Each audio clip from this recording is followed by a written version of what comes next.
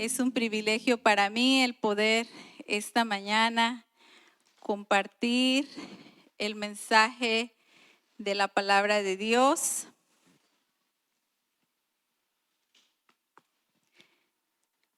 Y los voy a invitar, por favor, que abran sus Biblias en el libro Primera de Corintios, capítulo 15.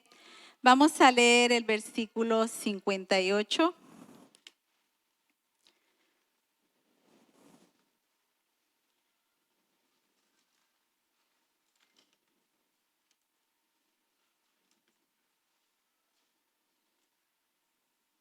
¿Ya lo tienen, hermanos?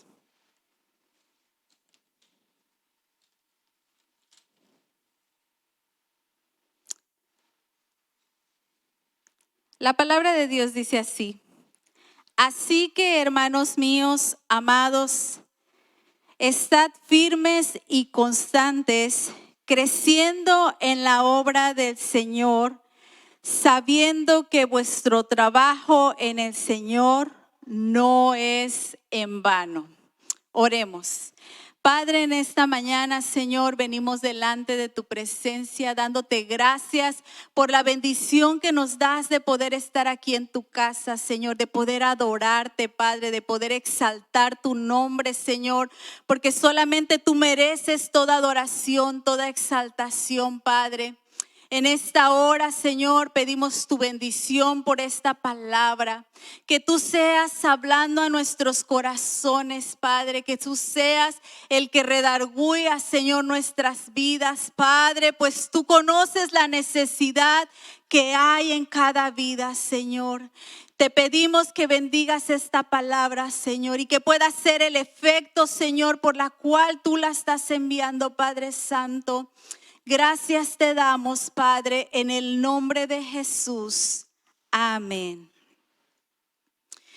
Bueno, hermanos, en esta mañana yo voy a compartir el mensaje bajo el tema: todo lo que hagas hoy cuenta para la eternidad.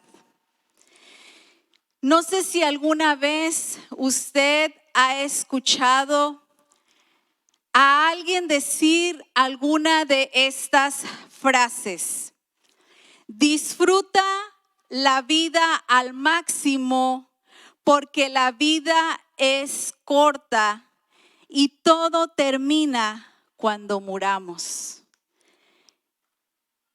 Dale rienda suelta a la vida. Esa es otra frase.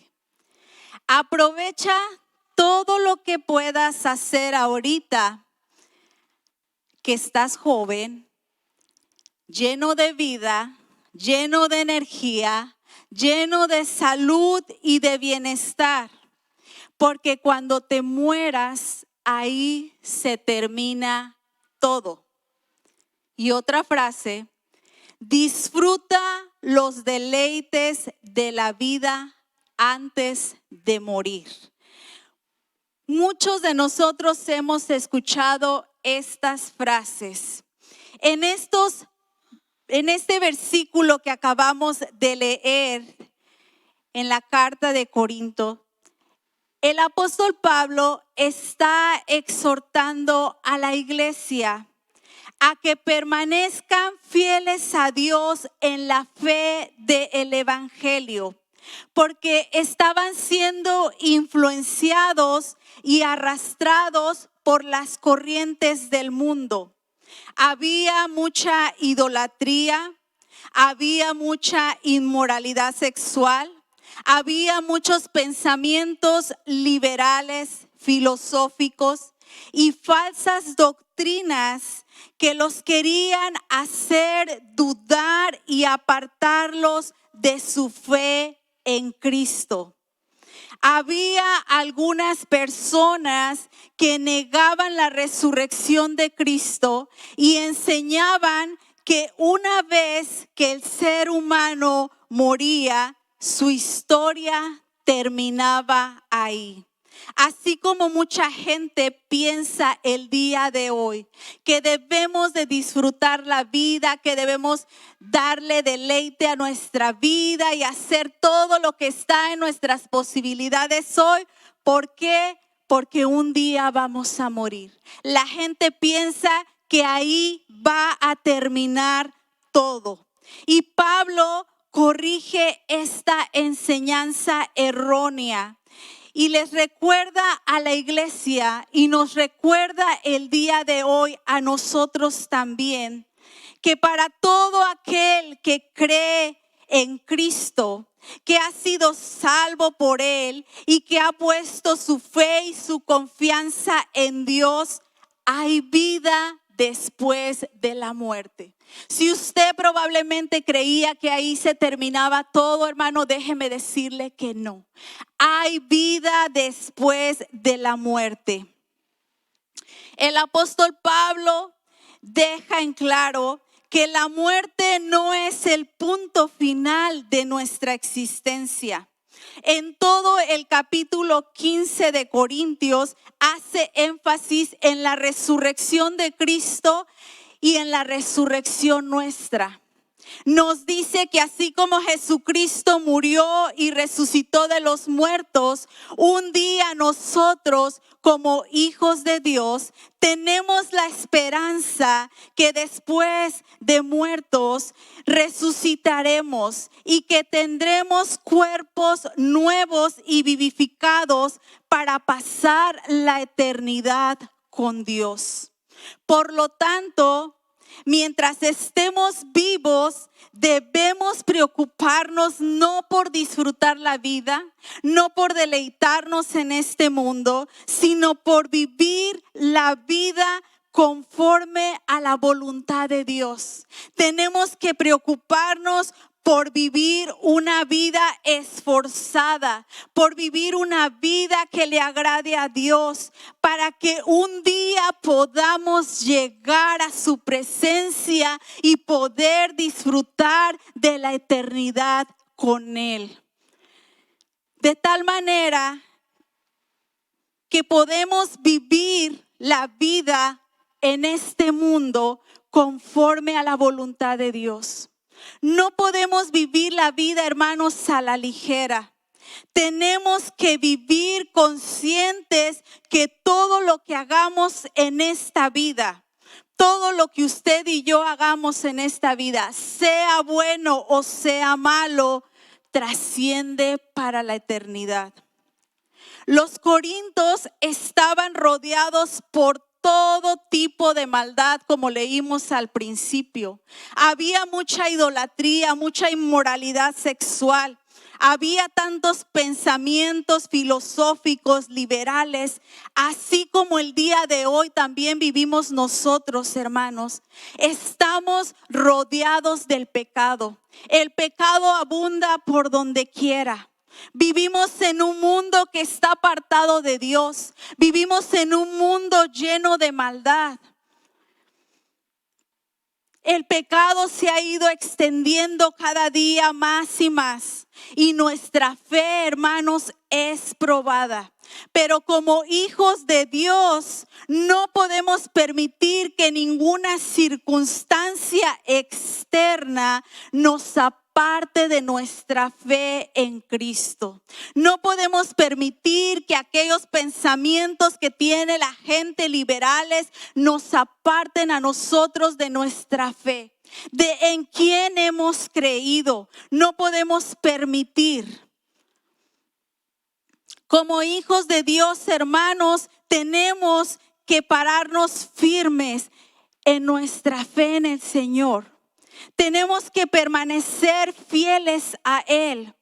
Tenemos que permanecer en nuestra confianza, en nuestra fe en el Señor, para que ninguna influencia negativa nos aparte de Dios. Ninguna ideología humana, ninguna falsa doctrina, ninguna prueba, ninguna adversidad que se levante en nuestra contra deben apartarnos de nuestra fe en el Señor.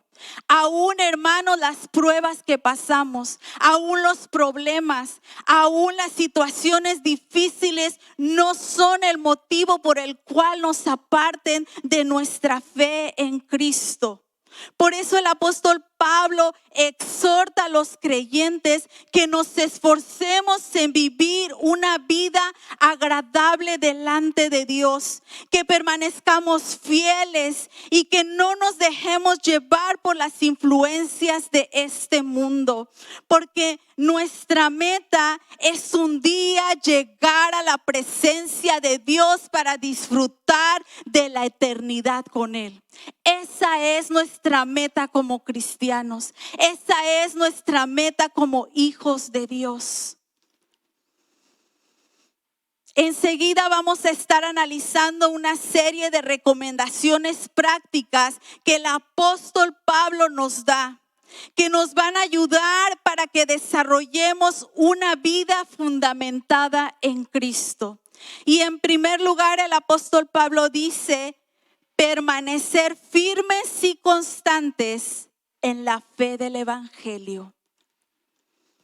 En el versículo que leíamos, así nos dice: estad firmes y constantes. La definición de la palabra firmes es algo estable, algo sólido, algo fijo, algo fuerte que no se mueve. Lo opuesto a lo firme es la inestabilidad, la fragilidad, lo débil. Para poder entender un poco más este significado de firmes, vamos a utilizar el concepto en el área militar. Y tal vez muchos de los que están aquí van a entender, porque tal vez usted lo ha pasado. Cuando un comandante le dice a un soldado la palabra firmes, ¿qué es lo que tiene que hacer un soldado? ¿Qué es lo que tiene que hacer un soldado? ¿Ponerse de pie y ponerse así? No, tiene que ponerse inmediatamente de pie, mantenerse en una posición recta, con la mirada al frente. No puede estar aquí volteando para acá a ver qué es lo que está pasando a su alrededor. No, tiene que estar en una posición recta, firme, sin moverse. No le puedo decir que sin parpadear, porque sí puede parpadear, pero no puede emitir ningún otro sonido ni distraerse. Tiene que estar completamente derecho, viendo hacia el frente. Eso es lo que le dice un comandante a un soldado con la palabra firmes, que tiene que mantenerse en esa posición inmóvil. Aunque hay factores externos que pueden hacer que el soldado pierda el equilibrio, por ejemplo, una distracción, alguien que pase por ahí cerca puede hacerlo que se distraiga. También un movimiento en falso, el cansancio. Si alguien llega y lo empuja, eso puede hacer que el soldado pierda la inestabilidad, puede caerse, pero por ningún motivo, hermanos, un soldado puede mostrar debilidad, puede mostrar esa inestabilidad. Aunque le pase aquí la mosca, usted tiene que estar firmes. Aunque alguien le esté hablando por acá, tiene que estar firmes. Un soldado no se puede dar el lujo que cualquier factor externo lo haga que pierda la inestabilidad. De la misma manera, hermanos, Dios quiere que nosotros como creyentes nos mantengamos firmes. Y no es que usted va a agarrar y se va a parar aquí, va a decir: de aquí no me muevo, ¿verdad? No. Estamos hablando en el área espiritual. Dios quiere que nosotros nos mantengamos firmes, bien fundamentados y arraigados en la palabra de Dios. Que nosotros nos mantengamos firmes y que no hagamos caso a las situaciones externas que hay en el mundo, que no nos distraigan, que no nos aparten de nuestra fe en el Señor, que no nos desestabilice, que no nos desanimen, que no nos hagan dudar en quién hemos creído. Nosotros como creyentes debemos permanecer firmes. Y muchos creyentes el día de hoy viven una vida inestable porque su fe no es fuerte, porque las pruebas y las circunstancias de la vida los controlan, porque están débiles espiritualmente, porque no se alimentan, no oran, no leen la palabra de Dios, no asisten constantemente a la iglesia, no buscan de Dios. Por eso son arrastrados fácilmente por el pecado y las corrientes del mundo. Y cuando vienen las pruebas o las dificultades, se desestabilizan porque su fe no está firme. Primera de Corintios 16:13, la Nueva Versión Internacional dice: manténganse alerta, permanezcan firmes en la fe, sean valientes y fuertes. Manténganse alertas. Como creyentes debemos estar alertas todo el tiempo, hermanos, permaneciendo firmes en nuestra fe. Colosenses 1:23, la traducción Reina Valera contemporánea dice: siempre y cuando en verdad permanezcan cimentados y firmes en la fe, inamovibles de la esperanza del evangelio que han recibido, el cual se predica en toda la creación debajo del cielo, del cual yo, Pablo, ha llegado a ser ministro. Nuestra fe en el Señor, hermanos, debe de estar bien cimentada, bien fundamentada, para que nada nos mueva de quien nosotros hemos creído. Nada nos puede mover, ninguna circunstancia externa, ningún pensamiento liberal, nada, hermanos, que nada nos mueva de nuestra fe en Cristo. Nuestra fe debe de ser fuerte. Segunda de Tesalonicenses 2:15 dice: así que, hermanos, estad firmes y retened la doctrina que habéis aprendido, sea por palabra o por carta nuestra. Debemos retener lo que nosotros ya hemos aprendido, lo que se nos ha hablado, lo que se nos predica, lo que la palabra de Dios dice, lo tenemos que retener para que podamos estar bien cimentados. Mientras nosotros nos mantengamos firmes en todo lo que hagamos, en todo lo que hayamos aprendido, ya sea por la palabra de Dios, ya sea por todo lo que nosotros hemos escuchado, ninguna cosa externa tendrá el poder para tambalearnos. No debemos echar, hermanos, en saco roto todo lo que hemos aprendido. No debemos echar en saco roto todo lo que la palabra de Dios nos dice. No debemos echar en saco roto el sacrificio que Cristo ha hecho por nosotros en la cruz del Calvario. Porque Él ya nos perdonó, Él ya nos libertó, Él ya nos sacó del pecado y no podemos echar en saco roto la obra redentora que Cristo ha hecho en nuestras vidas. Debemos apegarnos a la palabra de Dios, cada día profundizar en ella, para que nada ni nadie nos desvíe del camino de la verdad. Para que nadie venga y te susurre al oído y tú te vayas tras las corrientes de este mundo. Para que nadie te desvíe del camino de la verdad. Porque en estos tiempos, hermanos, hay aún falsas doctrinas que te hablan de cosas que te pueden desviar de la verdad que está en la palabra del Señor. También Pablo nos dice que debemos ser constantes. Y la definición para constante es perseverante, persistente, durable. Lo opuesto a constante es inconstante. Solo le pone esas dos letras, inconstante.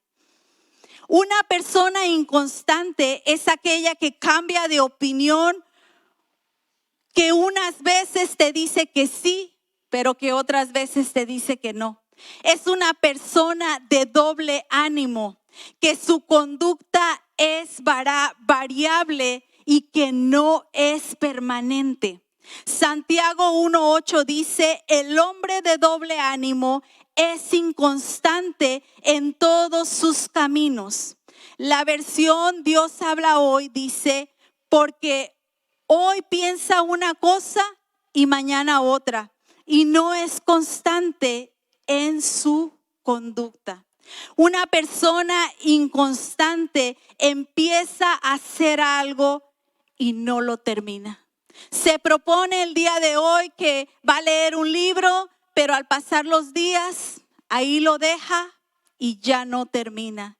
Se propone que quiere aprender a tocar un instrumento y en cuanto empieza a ver todo lo que conlleva aprender, lo deja y ya no termina.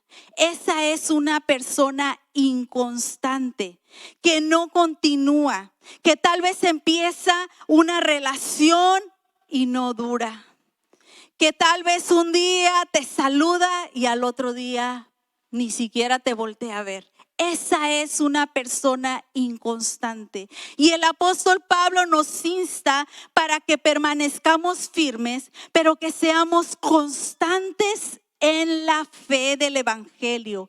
Porque no puede ir una cosa si no va la otra. No podemos estar firmes en nuestra fe si no somos constantes. Tenemos que ser constantes cada día. No importa la situación que estemos pasando, no importa lo que haya a nuestro alrededor, tenemos que ser constantes. Si estábamos pasando por problemas o por pruebas o situaciones difíciles, no importa. Tenemos que perseverar, tenemos que ser consistentes, porque sucede que muchas veces cuando estamos pasando por las situaciones difíciles, ya no somos constantes. Ya no venimos a la iglesia, ya no vamos a la célula porque estamos pasando por situaciones difíciles. Nosotros como creyentes tenemos que permanecer firmes y constantes en nuestra fidelidad a Dios. No importa lo que vivas, no importa lo que estés pasando. Pablo nos hace un llamado para que continuamente ejercitemos nuestra fe de manera diaria, porque esa firmeza y constancia de la que nos habla es parte de lo que necesitamos para heredar la vida eterna, para que un día podamos llegar a la eternidad con Cristo. Necesitamos estar firmes y ser constantes. No podemos llegar delante del Señor si no hemos sido firmes, si no hemos permanecido. Y esa es nuestra meta, recuerde, esa es nuestra meta, que un día vamos a estar en la presencia de Dios y que un día vamos a pasar la eternidad con Cristo, pero necesitamos permanecer firmes y constantes. También Pablo nos menciona en el pasaje que debemos crecer. Dice crecer siempre en la obra del Señor. En segundo lugar, vamos a ver abundando siempre en la obra del Señor. Porque el término crecer en este pasaje significa abundar. Y abundar quiere decir exceder, quiere decir sobrepasar, rebosar. En otras palabras, significa que no debemos conformarnos con lo que estamos haciendo para la obra de Dios, sino que debemos sobreabundar, sobrepasar e ir más allá de lo que podemos. Pablo en Efesios 1 del 7 al 8 usa la misma palabra para transmitir cómo Dios sobreabunda en nosotros para beneficiarnos con las riquezas de su gloria. Y versículos 7 y 8 dice: en quien tenemos redención por su sangre, el perdón de pecados, según las riquezas de su gracia, que hizo sobreabundar para con nosotros en toda sabiduría e inteligencia.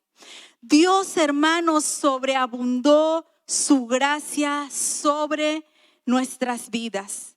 ¿Por qué? Porque Dios hizo todo lo posible para salvarnos.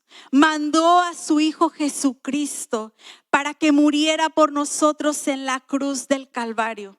Nadie de nosotros merecíamos ese perdón, esa salvación.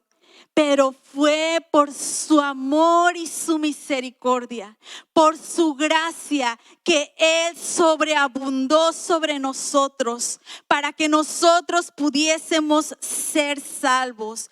Él sobreabundó, excedió todo para darnos lo que nosotros no merecíamos. Y en respuesta, hermanos, a esa gracia que Dios ha dado a nosotros, deberíamos nosotros esforzarnos aún más. Deberíamos poner un mayor empeño para servir a Dios en su obra, en agradecimiento a la muerte de Jesucristo, en agradecimiento a lo que Dios ha hecho por nosotros, en agradecimiento a que Dios nos sacó del pecado. Deberíamos nosotros sobreabundar más. Y a veces, hermanos, nosotros nos conformamos con servir a Dios ahí en lo que se pueda, ahí en lo que haya. Si podemos, lo hacemos, y si no, pues no lo hacemos. Tenemos que sobreabundar, tenemos que excedernos aún más en el servicio, en la obra de Dios. A veces, hermanos, se nos hace tan normal escuchar que Jesucristo murió por nosotros en la cruz del Calvario, que no le damos el valor ni la importancia que se merece. El hecho, hermanos, de que Jesús haya dado su vida por usted y por mí, solamente con el hecho, debería ser el único motivo para estar agradecidos con Dios, para no poner condiciones, para no poner reservas, para no poner excusas ni pretextos para servirle en su obra. Y muchas veces nosotros ponemos excusas y pretextos para servir en la obra del Señor. A veces decimos: ay, hermano, fíjese, conmigo no cuente porque sabe que yo no tengo tiempo. Es que viera que yo trabajo tanto, no puedo. Pero, hermanos, a veces nosotros hacemos el esfuerzo por hacer otras cosas. ¿Y por qué no hacer el esfuerzo por servir en la obra del Señor?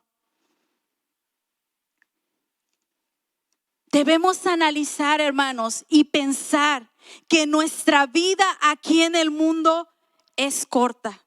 Esta vida en la que nosotros estamos es corta y es fugaz.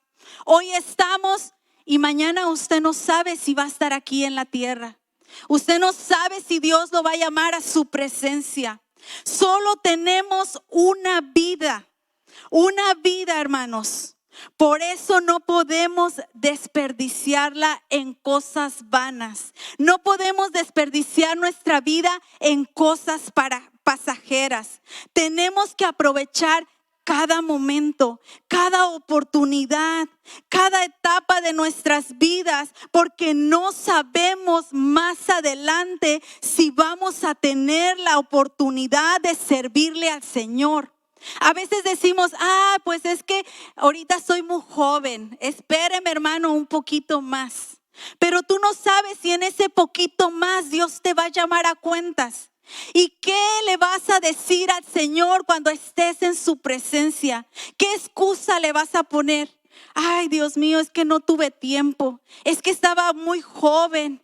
Es que, mira, Señor, podemos poner muchas excusas, pero ¿qué le vamos a decir cuando estemos delante de su presencia? Si Dios nos ha dado dones, nos ha dado talentos, nos ha dado habilidades, Él nos ha capacitado para poder servir en la obra del Señor.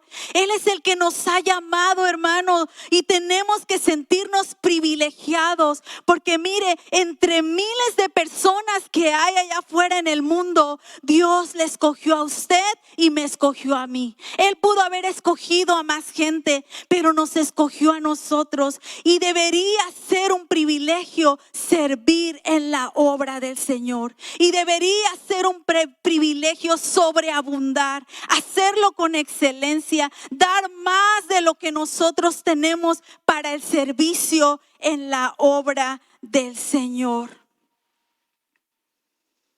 Aún, hermanos, hay mucho que hacer en este mundo. Hay muchas almas que aún no conocen de Cristo. Hay que seguir predicando la palabra de Dios. Hay muchas personas que evangelizar. Hay personas que discipular. Hay nuevas iglesias que plantar. Hay muchos ministerios que necesitan hermanos que se involucren en el servicio de la iglesia. Recordemos, hermanos, que cada acto de amor, de generosidad y servicio que usted y yo hagamos contribuyen para la expansión del reino de Dios. Y que sobre todas las cosas estamos reflejando la gracia de Dios en una forma significativa en otras personas. Cada vez que usted sirve en la obra del Señor, hermano, todo lo que usted y yo hacemos no es porque somos buenas gentes, no es porque, ay, no hay nadie como la hermana Esther, tan buena, es que no hay nadie como fulano, porque no, hermanos, lo que nosotros hacemos en el servicio de la obra de Dios es el reflejo de la gracia de Dios en nosotros. Es la gracia de Dios sobre nuestras vidas. No somos nosotros. Es el Señor reflejándose en nosotros para demostrar su amor, para demostrar su misericordia. No somos nosotros. Por eso cada día debemos sobreabundar en nuestro servicio en la obra del Señor. Debemos anhelar con todo nuestro corazón servirle. Y por último, el apóstol Pablo nos dice cuál debe ser nuestra motivación principal para permanecer firmes, constantes, sirviendo abundantemente en la obra de Dios. En tercer lugar, motivados por la esperanza del evangelio. El pasaje que leímos al principio dice, sabiendo que nuestro trabajo en el Señor no es en vano. Pablo nos dice que mientras nosotros nos comprometamos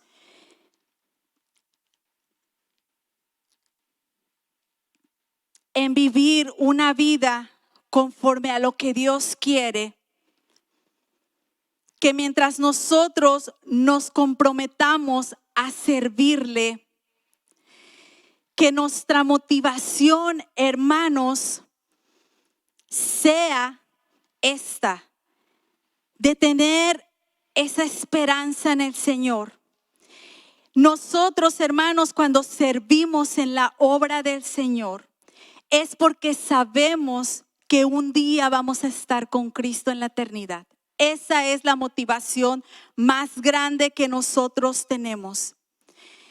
Que cada día, hermanos, nosotros vivamos motivados con esa esperanza. Que todo lo que nosotros hagamos en este mundo, esa sea nuestra motivación. De que un día, cuando este cuerpo mortal se termine, iremos a la presencia de Dios, donde disfrutaremos la verdadera vida en la eternidad.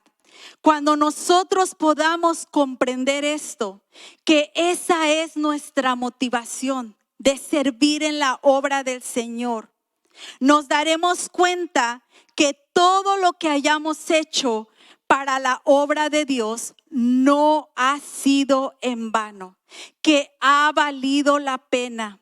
Porque Dios nos va a recompensar en la eternidad por todo el esfuerzo que hayamos hecho, por todo el sacrificio, por toda la entrega, por toda la dedicación, por todo el tiempo que invertimos en la obra del Señor. Él nos va a recompensar en la eternidad. Y muchas veces nos olvidamos o no agradecemos el trabajo que otros hacen para la obra de Dios. Pero Dios, hermanos, no se olvida de nada de lo que usted ha hecho. Dios no se olvida, hermanos. Él dice que toma en cuenta hasta el más mínimo detalle de lo que tú y yo hacemos en la obra del Señor. Hebreos 6:10 dice, porque Dios no es injusto para olvidar vuestra obra y el trabajo de amor que habéis mostrado hacia su nombre, habiéndoles servido a los santos y sirviéndoles aún. Dios no va a olvidar la obra que tú has hecho.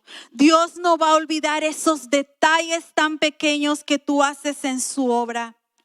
Cuando nadie ve tu empeño, cuando nadie ve tu sacrificio, tus desvelos, tu dedicación, cuando nadie ve esas cosas tan importantes para ti que las haces con esmero, el Señor sí las ve.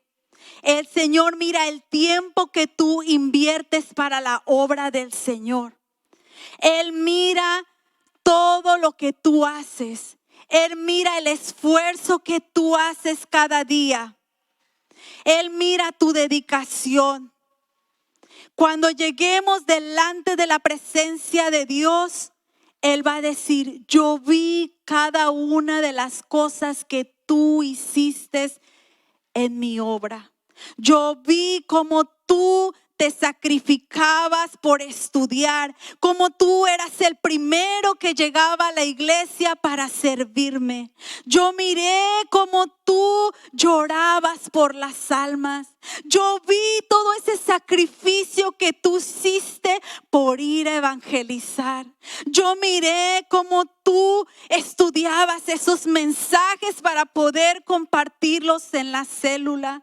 Cómo te esforzabas grandemente para hablarles a otros de Cristo. Yo lo vi, aunque nadie más te vio, aunque nadie te dio las gracias. Yo vi cuando tú fuiste a visitar a un enfermo. Yo vi cuando tú le llevabas una despensa a una persona que estaba enferma. Yo lo vi, aunque nadie te dijo nada ni te agradeció, pero yo lo vi. El Señor, hermanos, va a recompensar la obra que nosotros hagamos. Todo el trabajo que hagamos aquí, hermanos, Él nos lo va a recompensar un día. Muchas veces, hermanos, no vamos a saber realmente el impacto y el fruto que hubo en cada una de las cosas que nosotros hicimos, en cada una de las personas a las que les predicamos, a las que evangelizamos, a las que oramos por ellas, a las que exhortamos o a alguna cosa en lo que nosotros servimos en la obra del Señor. Muchas veces tal vez no vamos a ver ese fruto inmediato. Porque a veces, hermanos, la semilla es sembrada en las personas. Por ejemplo, hermanos, no vamos a ver el corazón de aquellos niños que se les ha sembrado la palabra de Dios. Usted no va a ver el fruto inmediato. Usted no va a ver el efecto inmediato cuando a un niño se le evangeliza, cuando a un niño se le comparte que Cristo le ama, cuando a un niño se le comparte el amor de Dios. A veces no vemos el fruto inmediato. Pero ¿sabe qué, hermanos? La palabra que ha sido sembrada un día hará el efecto en la vida de ese niño, en la vida de cada persona. De hecho, hermanos, muchos de nosotros somos el fruto de aquellos maestros que nos enseñaron. Somos el fruto de aquellos que oraron por nosotros. Somos el fruto de aquellos que nos invitaron a la iglesia, que insistieron, que oraron por nosotros. Muchos hijos son el fruto de las oraciones de sus madres. Algunas madres, aunque no vean el fruto inmediato, se hará evidente en la eternidad. El trabajo que hagamos en la obra del Señor no quedará sin fruto. Si lo hicimos con la motivación de agradar a Dios, tendremos nuestra recompensa. Cada uno Dios nos recompensará, hermanos, por el trabajo. La Biblia nos dice que ni siquiera un vaso de agua que demos en su nombre quedará sin recompensa. Nunca, hermanos, vamos a saber el impacto real en la obra de Dios. Si vas a poder medir el fruto de tu trabajo hasta que llegues a la eternidad con Cristo. Y cuando lleguemos a la eternidad con el Señor, Él nos va a decir: buen siervo y fiel. En lo poco has sido fiel, en lo mucho te pondré. Entra en el gozo de tu Señor. Por eso, hermanos, debemos recordar que todo lo que hagamos en este mundo tendrá un impacto en la eternidad.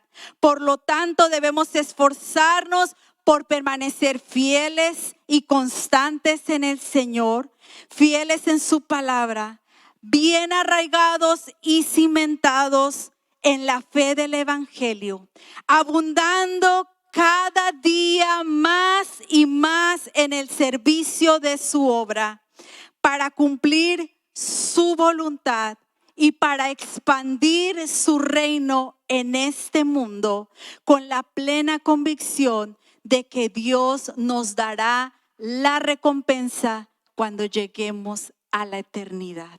Amén. Pongámonos de pie.